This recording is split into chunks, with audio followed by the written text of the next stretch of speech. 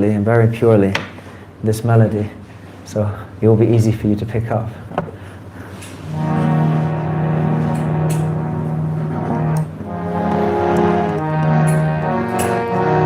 Goranga bolite habe pulaka sharira Hari Hari bolite nai Yane babinira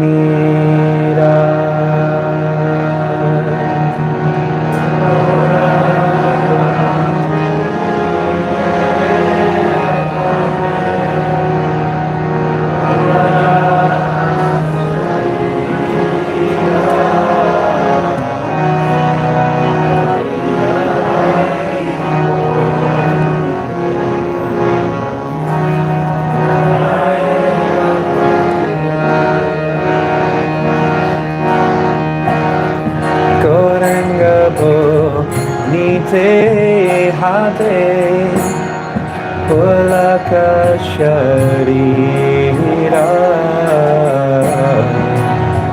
Hari Hari bolite nai Yane babinira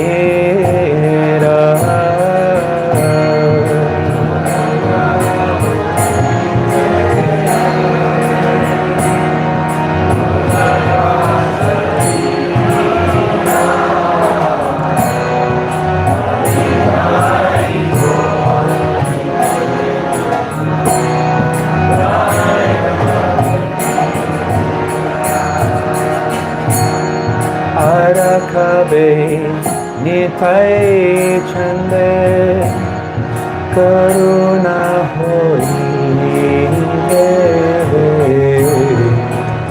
Shamshara Bharshana Mora Kavitu Chahabe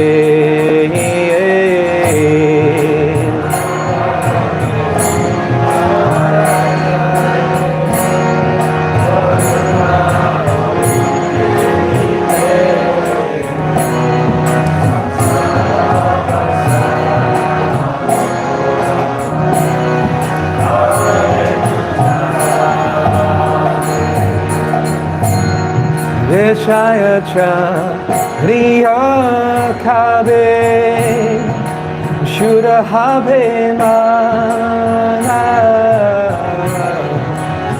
Kabe Hama Hirabo Shri Prabhupada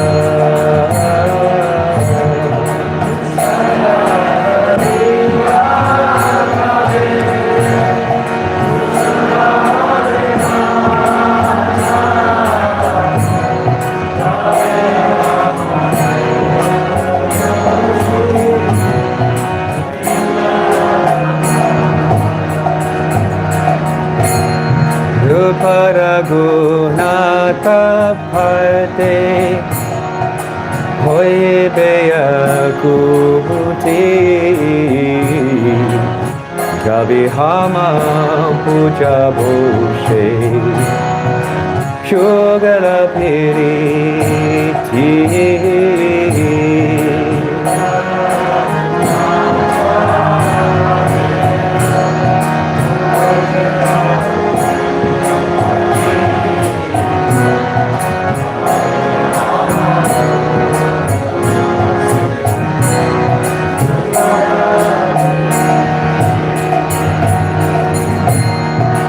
Paragu Nato Pade Rahu Moro Asha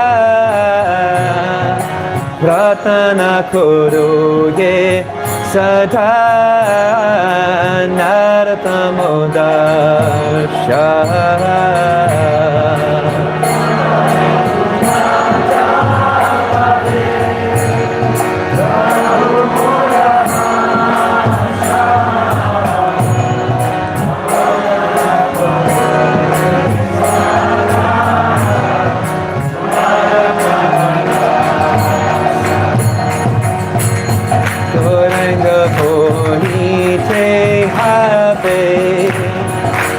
Pulaka Sharira Hari Hari Boli Tehinai Janne Babini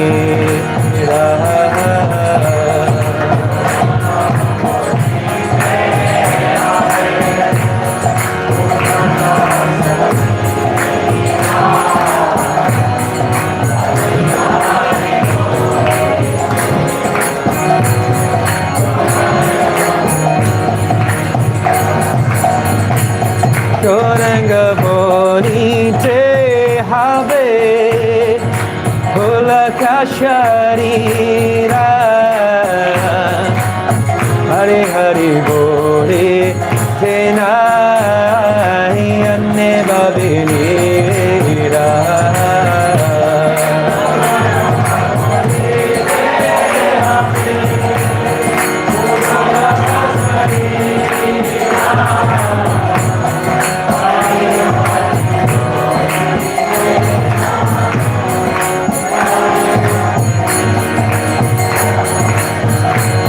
Koranga bolite have Pulaka Sharira Hare Hare Boli Tenai Adipanjira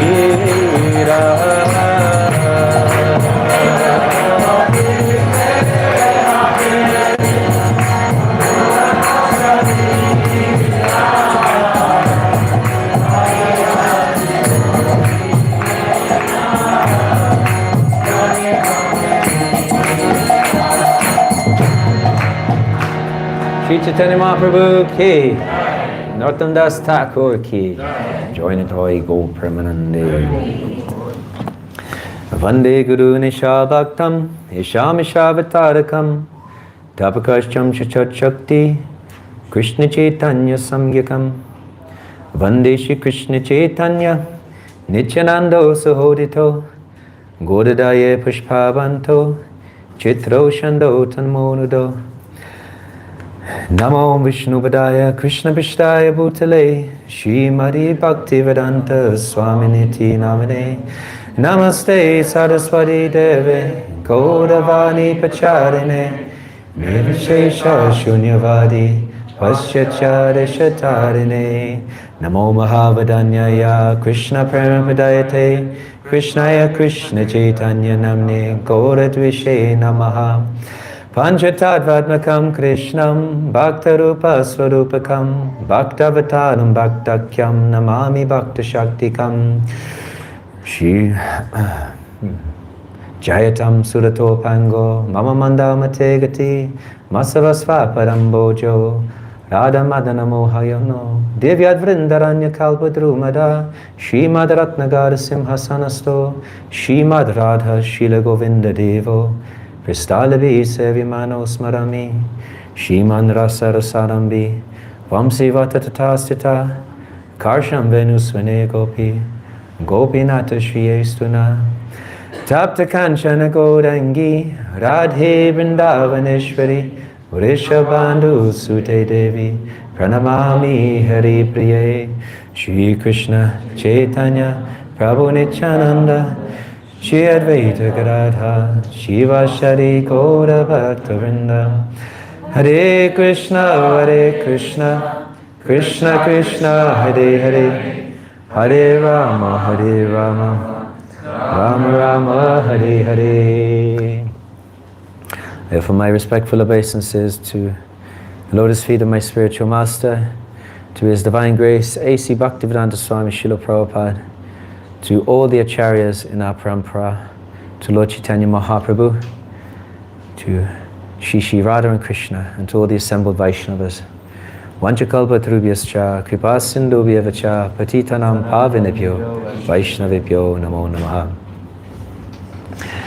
So, it's so nice to be here with you all in Crawley. Thank you so much for inviting me. It's a great pleasure to be here. Shyam Govinda Prabhu is doing such a good job here, overseeing this project, and with his team, such a qualified team that you have here. It's so nice to see such a well-run and enthusiastic yatra. ISKCON Crawley Ki Jai. So it's so nice to come here. And sorry, I was a little delayed because our train was delayed. There's a lot of problems today. Perhaps it's something to do with the match last night. The result wasn't what everybody was hoping for. But that's life. Ups and downs. But when I heard the topic for today, I was very happy about the importance of reading Srila Prabhupada's books, and which is eternally connected to, of course, to the distribution of his books too. And these are two very favorite topics of mine. So I was very pleased, and I was reflecting on the train down how to start this story, and I couldn't help but go back to my time in Radha Damodar Mandir in Vrindavan and remembering the pastimes of Rupa Goswami, Sanatana Goswami, the instructions they got from Lord Chaitanya personally to write down, document Gaudiya Vaishnava Siddhanta, write books, and to uncover the hidden pastime places of Vrindavan Dham. And they took that mission on board and they made it their life and soul, and they spent a big portion of their life fulfilling that instruction. We know that Rupa Goswami, Sri Chaitanya Manobishtam, Stabitam Yena Bhutale, Swayam Rupa Kadamayam, Dadati Swapadantikam. Rupa Goswami being the leader of the six Goswamis, despite being the younger brother of Sanatana, but due to his personal qualifications, he was considered the leader. And him, he who wrote the Sri Upadeshamrita, who wrote the Nectar of Devotion of Bhakti Rasamrita Sindhu, amongst many other books. Of course, Sanatana Goswami famously wrote the Brihad Bhagavatamrita, and together with Gopal Bhatta Goswami, the Hari Bhakti Vilas, and many other books. So many books they wrote. So many books, in fact, some of them were too advanced for this age. And if you go to Vrindavan, to Sanatana Goswami's Sadhma Samadhi Mandir, you'll see there's a Grantha Samadhi. Grantha, because that's where it's a book Samadhi. Because it is said that Rupa and Sanatana realized that some of the books they wrote were not suitable for this age. The people of this age would not be able to understand them, so they buried them. They made a Grantha Samadhi, so you can visit that Samadhi today in Sanatana Goswami's Samadhi Mandir. We know that they would gather together at Radha Damodar Mandir. Jiva Goswami, he had established there the biggest ever collection of Gaudiya Vaishnava literature, a massive library. Today it's just a relic of its previous grandeur. Over the centuries, various different incursions by unfavorable persons, and the whittling away of the books by people who, can I just borrow this book, Prabhu? I'll give it straight back. How many times have you heard that, right? Oh, I've been looking for this book. Can I just borrow it? I'll just read it and give it straight back. Okay, yeah, no problem, Prabhu. You'll never see that book again. Forget it, it's gone. There's no point in even hoping. You better just buy a new copy. So similarly, we can understand that that's not a new phenomena. And these books, sometimes they get borrowed and not returned. So the library dwindled, and by the time it came round to the pastimes of Siddhanta Saraswati Thakur and his great father Bhaktivinoda Thakur, that library was practically gone. Still, that place is very important. Seva Kunj, Radha Damodar Mandir was the place where the Goswamis would gather and scheme and plan the Sankirtan mission, how they would spread this Krishna consciousness movement. It was their Sankirtan headquarters. Every place should have a Sankirtan headquarters where the Sankirtan devotees get together and they have a map and they plan what they're going to do for the whole year. Plan it in advance. Distributing the books is so important, but we know Vaisheshika Prabhu often tells us this story, that he was distributing so many books in the airports, Hare Airport, with Pragosh, not our Pragosh, the Prabhupada disciple Pragosh, and other devotees, and they were summoned to see Srila Prabhupada, and so they were very excited. Wow, an opportunity to see Srila Prabhupada, our spiritual master. And so they went there, and They were introduced, and these devotees are distributing this many books, Pragosha has distributed this many books, Vaisheshika has distributed this many books, and Prabhupada was listening. Are you reading my books? Now fortunately, they had been reading the books. In fact, they were very enthusiastic readers. It turned out later that the devotees on the Radha Damodar traveling Sankirtan party were not such avid readers, which may explain why most of them just kind of faded away. But these guys, this party, were very good readers. And so, yes, Prabhupada, we're reading. He says, I wrote these books for you. You have to read them. I wrote them for you. Don't just distribute them. They're for you to read. He always remembers that as his life instruction. He took it right into his heart, Vaisheshika Prabhu, and he always retells that story. And for the last 50 years of his devotional career, he's taken that instruction and not only made it his own life and soul, but the life and soul of an entire community in ISV, ISKCON Silicon Valley. So going back to Radha Damodar Mandir, it's so nice to go there and just absorb yourself in that place, because Bhaktivedanta Swami Srila Prabhupada, our great founder Acharya, he took residence there. And it was there that he compiled the first canto of the Srimad Bhagavatam in 3 volumes. It was from there that he planned, as the 6 Goswamis were planning the Sankirtan movement, he planned from there the Sankirtan movement, how we would take over the whole world by distributing love of Krishna and the holy names of Krishna. In that little room, there's a tiny mattress with no air conditioning, with a ceiling full of spider webs, on a tiny little desk. He wrote the manuscripts for the Srimad Bhagavatam. In English wasn't his first language, and he quotes that very famous verse that that even though it's imperfectly composed, that it will be accepted by purified men who are thoroughly honest. And he used the example that when there's a fire, even if people speak different languages, somehow, because of the urgency of the message, people will understand one another. So in that mood, in a very urgent mood, he was writing, he was gathering the paper, he was writing the manuscripts, he was proofreading it, he was taking it personally to Delhi, seeing it all being typeset, raising money from Back to Godhead personally, that he was selling and writing and printing and selling, raising money from that, taking that to pay for the Bhagavatam to be printed.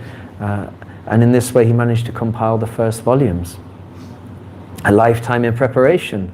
Prabhupada was thinking about this instruction since he was 26 years old, when he first met his spiritual master, Bhaktisiddhanta Saraswati Thakur and Ultadanga, where he was given the instruction, why don't you spread this, young intelligent man, spread this Krishna consciousness in English language.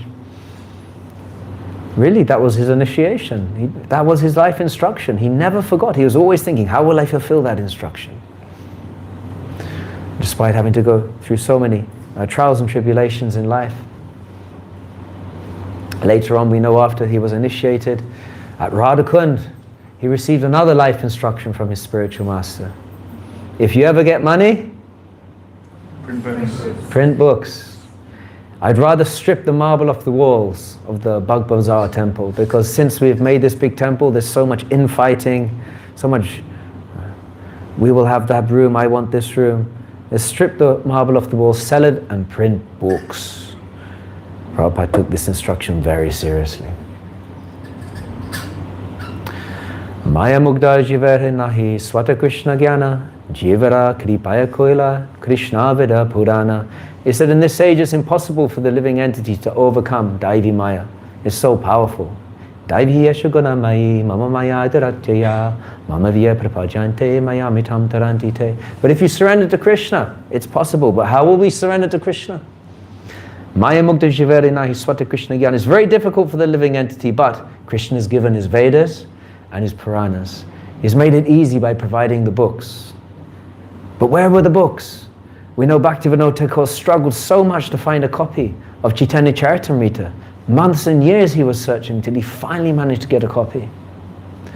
Thanks to Srila Prabhupada, there's copies in every house. I expect that every single one of you in this room has a Chaitanya Charitamrita set in your house, right? and at least 3 Bhagavatam sets. One for the living room, one for the bedroom, right? And one for the guest room. So there should be several sets of each in your home. There's no excuse. Because everybody, what if you want to have a group reading and there's only 1 volume? No, so you need to have several sets to make sure there's several volumes so everybody can get together and read Bhagavatam and Chaitanya Charitamrita. It's so important. So the 6 Goswamis, in their ecstasy, just living under trees, writing on leaf, paper, compiled these books for us. And they were sent out, with great difficulty and personal sacrifice. Srinivasacharya heading up the Sankirtan party under the instruction of Jiva Goswami. All the books getting stolen by Maharaj Birambir in Vishnupur, because he had an astrologer who predicted the greatest treasure is passing through your kingdom. You have to steal it. And so he sent his thieves to steal the manuscripts. And so Srinivas and his 2 Sankirtan friends woke up one day and all the books were gone. And so Srinivas went on a mission to find them, and he located the king. He impressed in the court so much that King Birambir took him into his personal association and revealed to him that these books, he didn't know what to do with these books. Srinivas finding those books, he worshipped them. And the king realized there's the connection between Srinivas and these books, and obviously handed them over. Srinivas initiated the king, King Birambir. He became an initiated disciple. He became a Vaishnava. He made it the law of Vishnupur, law that everybody had to chant a certain number of rounds a day, everybody in the kingdom, and everybody had to do puja, otherwise they could be fined. How amazing is that? So we won't be able to implement such strict regimes, of course, but it is even today the most authentic Gaudiya Vaishnav art and architecture is there in Vishnupur, because no Muslims could enter into that realm. Somehow it was protected by the potency of the Gaudiya Vaishnav bhakti. Their pure love for Krishna protected them. Lord Chaitanya's potency protected that place.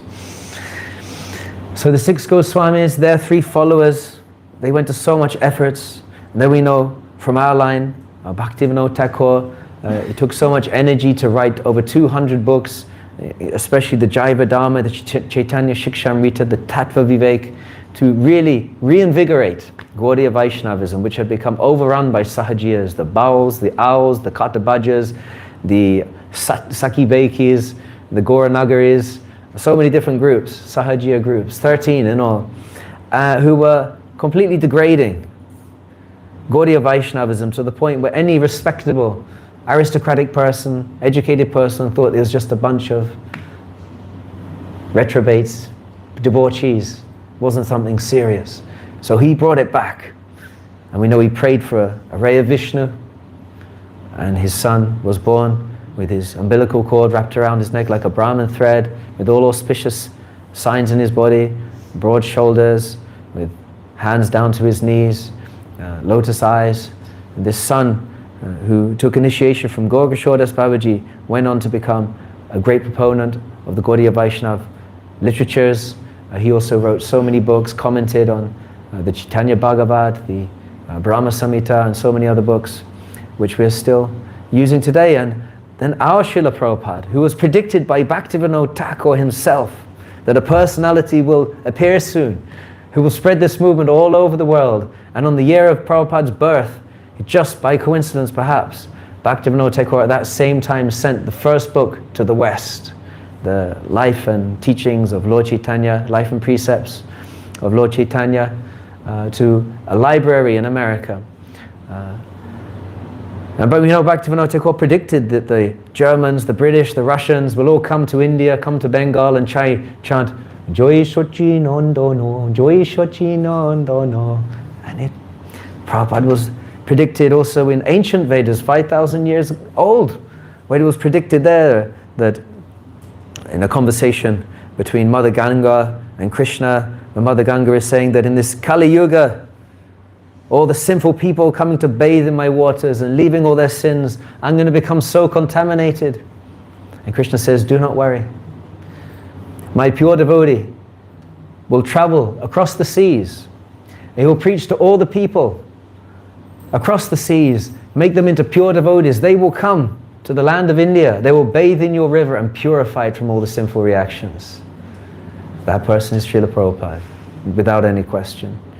We also know that Chaitanya Mahaprabhu predicted the Senapati Bhakta, the military field commander who will go out, and although Lord Chaitanya made the whole of India into Vaishnavas, many of them escaped to foreign countries. They came to England, or they came to America, Canada.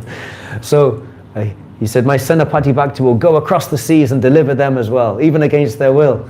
They'll turn them into Vaishnavas. Prabhupada achieved all those things. And we know he used so much military terminology. This is a war against Maya. I've given you sannyas, but you should know that none of you are qualified. But this is a war. Sometimes in a battle, you have to promote a private to sergeant for the day, so you can lead the charge. You should know that many of you will fall. You will not survive the fight. But this is such an emergency, and therefore we are doing this. He used all these terminologies. Real field commander. He was fearless. Taking them all along. Prabhupada, come on, all of you at once. He was ready for anything. He instilled fearlessness up high in everybody, all of his disciples. They could do remarkable things because they felt Prabhupada's empowerment. So Prabhupada, he traveled, as we know, after great difficulty composing the first canto of the Srimad Bhagavatam. He filled up 3 trunks full of Bhagavatams, and then with $4 worth of rupees in his pocket, or $3 rupees, 40 rupees in his pocket, he went on the Jaladuta and sailed across the ocean. He'd never been outside of India before. He hadn't been on the oceans before. Technically, sannyasis shouldn't cross the ocean, but to follow the instructions of his spiritual master, all these material considerations were secondary. 2 heart attacks on the journey. Arriving in Boston, not knowing when to turn left or to turn right. No friend, just some loose connection that he had via a friend that he had in India. How am I going to spread this mission? We know that the book distribution began on the Jaladuta itself. The captain received the Srimad Bhagavatam. We know that just to finance his trip in America, for the first year of great difficulty, he did so by distributing his Bhagavatams. I'm reading at the moment because I'm going to get onto more practical things in a bit. But at the moment I'm reading, obviously I read Bhagavatam, but I'm reading Miracle on 2nd Avenue by Mukunda Maharaj, in the very early days of the Krishna consciousness movement in New York, where Prabhupada is staying in this airloft, and then he's driven out by this psycho acid head who attacks him, and Mukunda, at that time Michael Grant, finds him the first temple in 26 2nd Avenue. And from there Prabhupada starts giving classes and encouraging the people who are coming to take up this lifestyle, take up this philosophy. At that time there was only the Bhagavatam to read. That was the first book, and the devotees were reading. They had no idea what was to come, what was in store.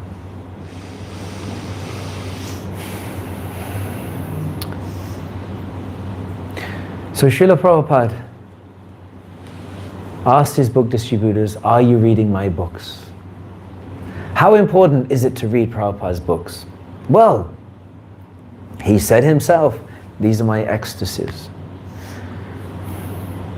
There's a verse in the Srimad Bhagavatam which explains, I don't know the Sanskrit, but it explains that you cannot try and find the essence of all the Vedic literatures by becoming a great scholar, by reading all the scriptures. To try to find the essence, you won't find it in that way. There are so many munis, and everybody has a different opinion. The actual essence is locked within the very core of the heart of the pure devotee. So we can read the translations of the Srimad Bhagavatam as much as we like, but how much will we understand without Prabhupada's purpose? We won't be able to understand anything. Prabhupada's purpose is actually, in one sense, more important than the verses themselves. They have been specifically empowered to give full realization to the contemporary person in the Western world to understand the topmost knowledge, the very essence of Krishna Bhakti.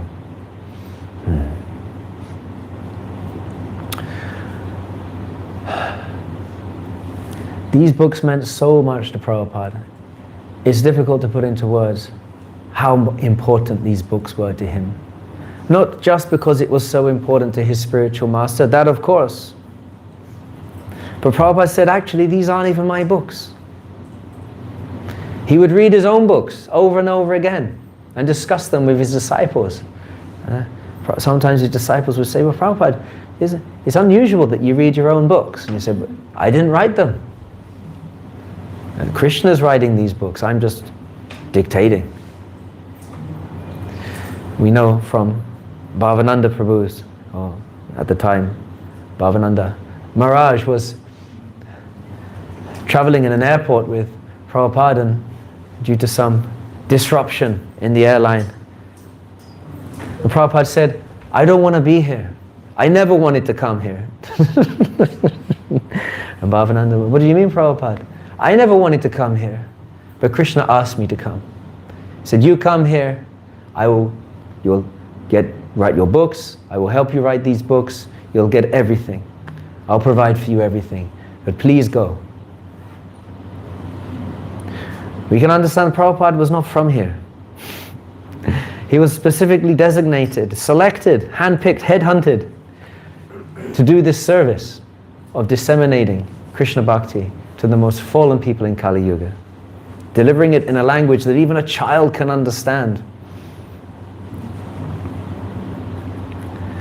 There's a beautiful story from the Radha Damodar Vilas, one of my favorite biographies, and if anyone has any lack of enthusiasm or inspiration to read Bhagavatam, I suggest go to the biographies, the testimony of the near and dearest of Srila Prabhupada who saw him in action. So the Radha Damodar Vilas, there's one story where Vishnujan Swami is coming in late from chanting, all the way through the night on the street like he did all the time, with a relatively new devotee, and said, let's go and see Srila Prabhupada. Because he knew that Prabhupada slept at 10, woke up at 12, and then started translating. So he'd be up from midnight all the way through to the morning. And so they crept to Prabhupada's room, and the door was slightly ajar with a beam of light coming out. And so they slowly opened the door. And Prabhupada was sitting at his desk with the manuscript, with all the commentaries of all the acharyas in it before him, with his tape recorder, and tears just flying out of his eyes like syringe. And a very strange glow emanating in the room. And Vishnujan and the young devotee looked at the scene, and Vishnujan said in a voice like it was nothing unusual, oh, Prabhupada's talking to Krishna. We should go to bed.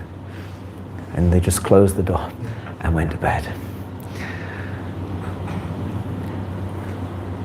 So Krishna was utilizing Srila Prabhupada to write these books in the same way as Krishnadas Kaviraj was being empowered by Madan Mohan to write the Chaitanya Charitamrita. Although I'm old and frail, I'm ill-advised, he was shaking. He could barely hold a pen, but somehow he was able to write the masterpiece that is Chaitanya Charitamrita in advanced age.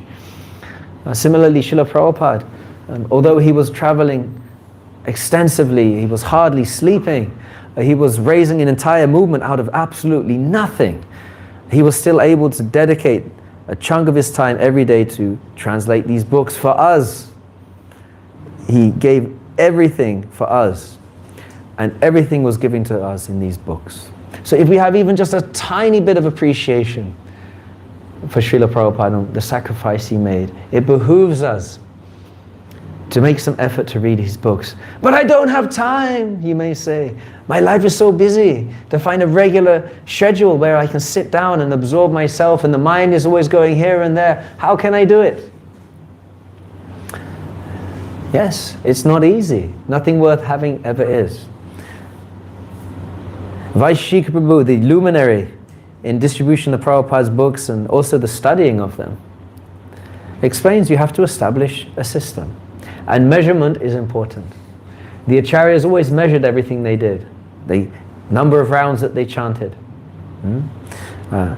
The time you wake up, the time you take prasadam, the time you study, everything is regulated. Now, Prabhupada recommended that if you don't read my books, if you don't read Chaitanya Charitamrita, Srimad Bhagavatam, Nectar of Devotion, Nectar of Instruction, you will simply eat, sleep, and fall down from your position. To really understand what this Krishna consciousness movement even is, without at least a cursory read of all Prabhupada's books, to understand the body of knowledge as a whole, we can't really claim to be serious devotees. Because how do we even know what this thing is all about? We have to read through, and there may be some controversial statements in there. But if you read the whole body of work, there's balancing statements to go along with it. So we don't just cherry pick statements that suit our cause so we can grind our axes. You read the whole body of work. In this way we get a completely holistic understanding of what the Krishna consciousness movement is.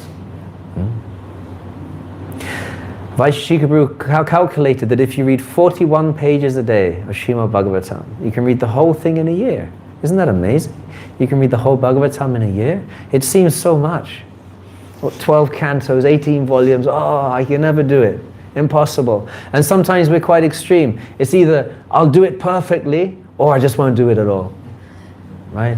If I can't do it exactly how it should be and operate on the highest standard, then I just give up.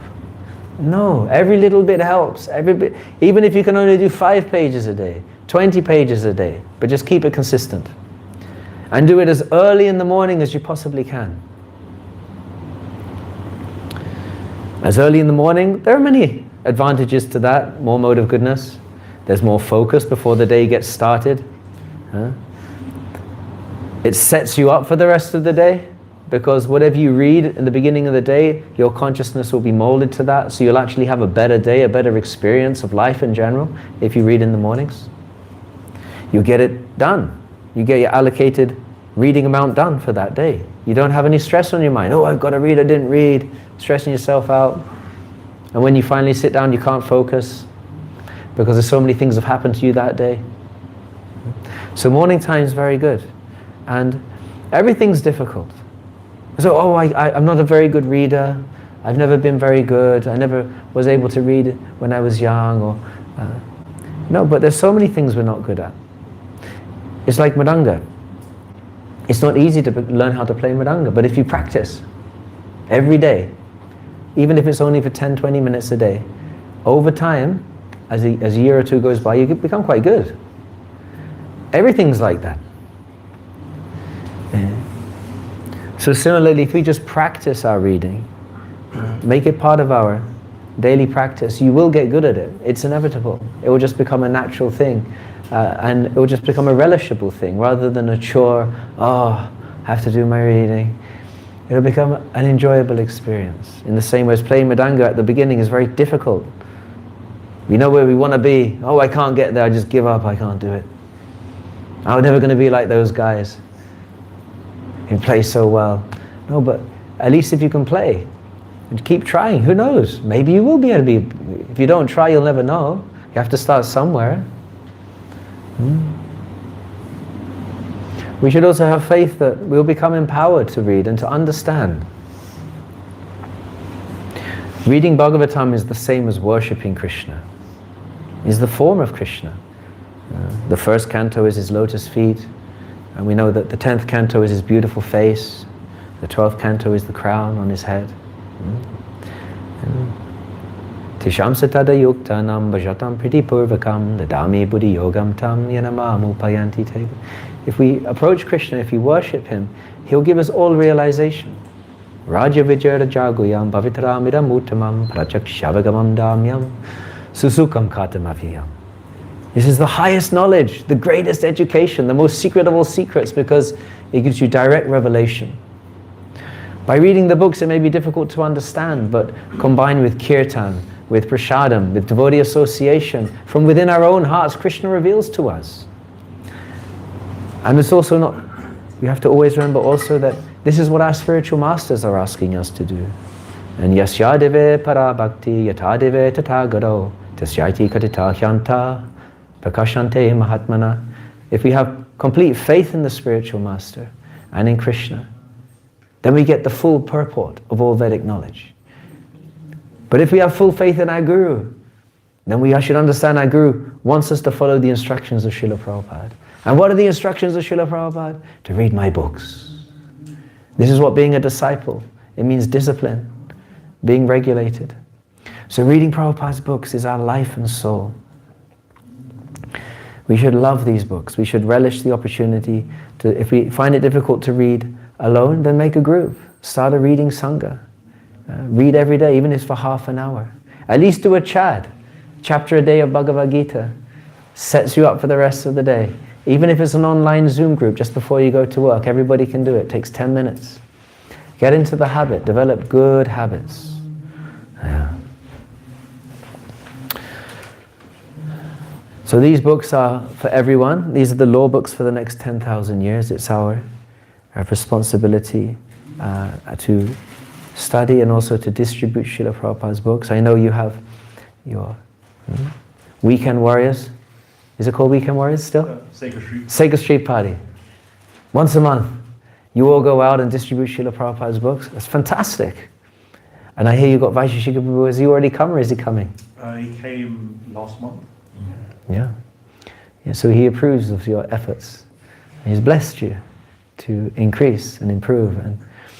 And we get so much realization from distributing the books and from teaching the books to others. So every opportunity you have to talk about Krishna consciousness, talk about the philosophy, take those opportunities.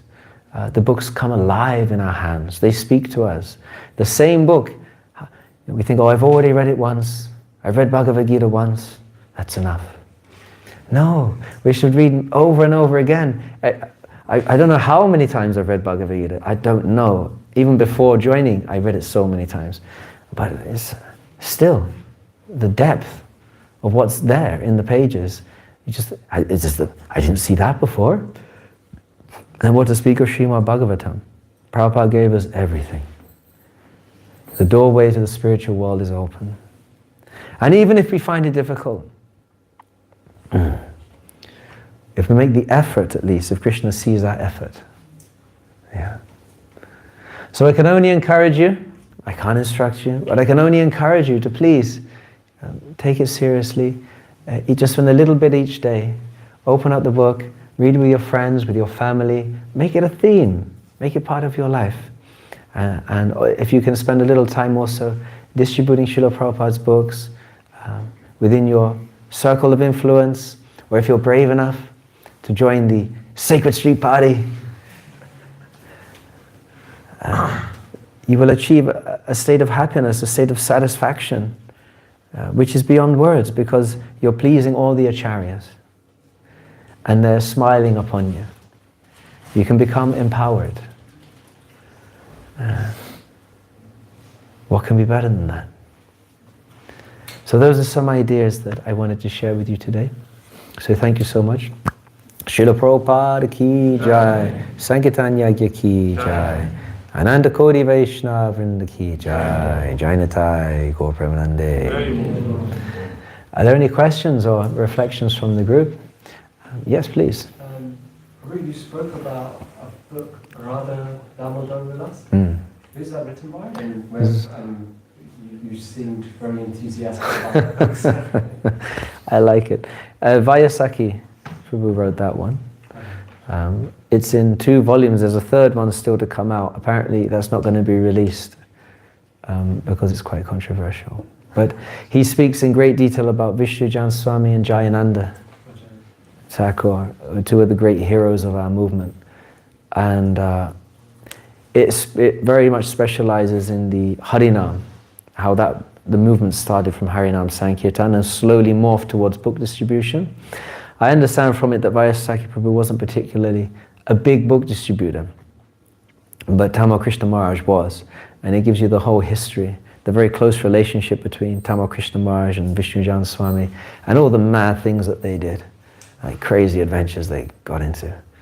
Very, very amazing. But all of the biographies, I recommend everybody to constantly read. You have your main reading, your Bhagavatam, your CC, and then you have your nighttime reading just before going to bed, a bit of light reading. You just read a pastime from the biographies, and A Miracle, Second Avenue, Transcendental Diary, Tamal Krishna Maharaj's books, also beautiful, Prabhupada's diary, and the Chasing Rhinos series. The way it's written is just so exciting, it's just delicious. I mean, just drinking it down. The worst thing is you can't get to sleep because you're just so excited reading it, you don't want to put the book down. And I mean, last night I couldn't get to sleep. It was midnight, I was still reading. And I actually stayed up till 2. I decided I might as well get up and chant my rounds. I couldn't sleep. I can't blame it upon that book, but for some reason I just couldn't get to sleep. But it's just so thrilling to read about those days, and they're just blasting open the door, opening Hyde-Ashbury Temple, the Avalon Ball, like rock mantra dance, and the things they did. It's extraordinary. And Prabhupada was empowering them to do it. And we know that the 6 Grihasta couples that came to London, they were like Prabhupada's elite preachers that already had so much success in San Francisco, and he empowered them from Montreal before they went via Amsterdam to London. He gave them instructions, he blessed them, he allowed them to touch his feet, and they went in London again, it's just not ordinary. And so it's such a rich history we belong to, and many of these personalities are still walking this earth. So it's so nice to read about it, and then when you meet them, it gives you so much context and appreciation.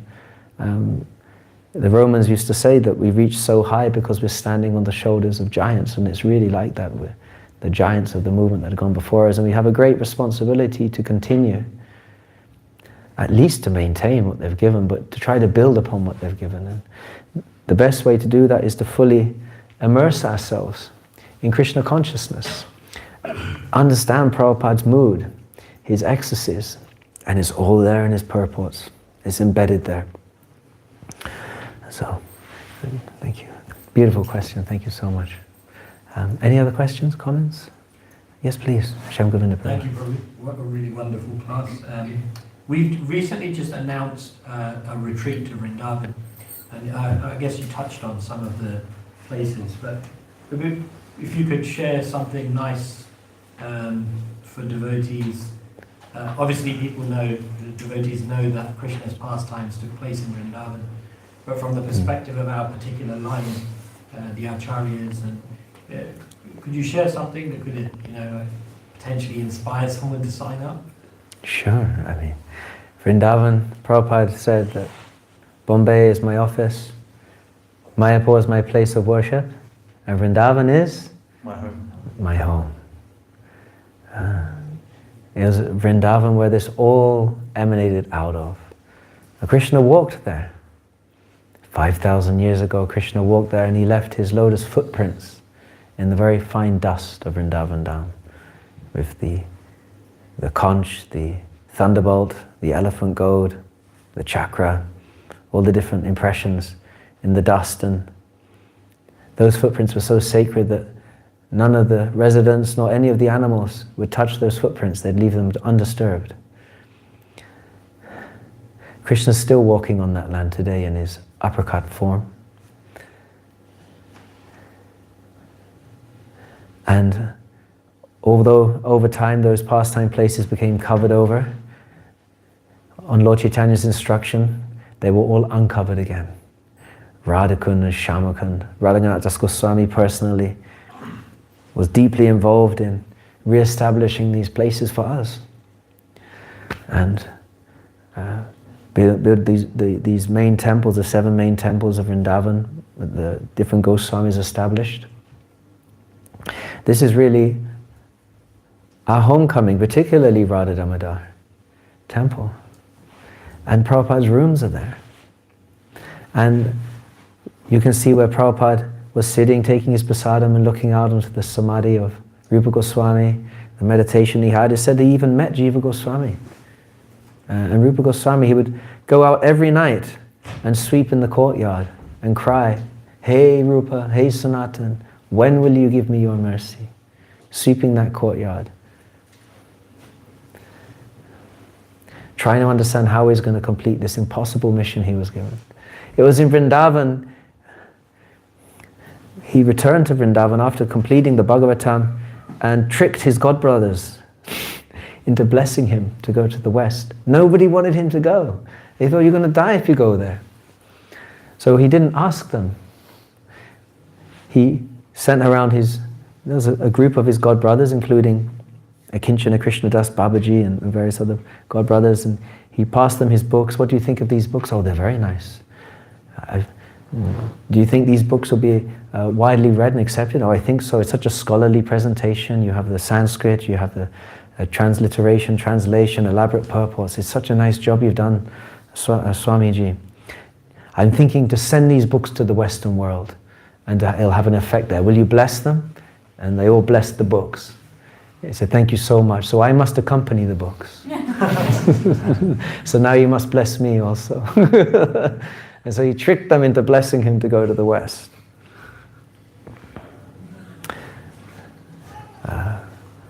Vrindavan is our spiritual home, and it's a place to go to meditate upon the eternal pastimes of Krishna and Radha Krishna in Vrindavan, but also the eternal pastimes of our founder Acharya. Prabhupada said that I'm always present in Radha Damodar.